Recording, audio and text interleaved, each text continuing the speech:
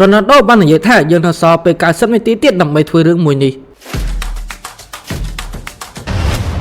ឧបត្ថម្ភដោយមីហិល7យ៉ាងកូរ៉េណូរសជាតិដើមពីប្រទេសកូរ៉េឆ្ងាញ់ជាប់ចិត្តប្រធានក្រុមរបស់ក្រុមជម្រើសជាតិប៉ូទុយហ្គាល់កីឡាករគ្រីស្ទីណូរ៉ូណាល់ដូនៅតែមានភាពជឿជាក់ក្នុងការវិបកដល់តម្រាក់សម្រាប់គូជើងទី2វគ្គ8ក្រុមចុងក្រោយពានរង្វាន់ National League បន្ទាប់ពីក្រុមបញ្ចខែប៉ូទុយហ្គាល់បរាជ័យនៅជើងទី1កាលពីយប់មិញនាយប់រំលងអត្រាឈានចូលថ្ងៃទី21ខែមីនានេះក្រុមជម្រើសជាតិប៉ូទុយហ្គាល់បានជួបគ្នាជាមួយនឹងក្រុមដាណាម៉ាកក្នុងជំនួបជើងទី1វគ្គ8ក្រុមចុងក្រោយពានរង្វាន់ National League ខណៈនៅក្នុងការប្រកួតនោះក្រុមរបស់ Cristiano Ronaldo គឺធ្វើពុំបានល្អនោះទេដោយចាញ់ក្រុមដាណាម៉ាកក្នុងលទ្ធផល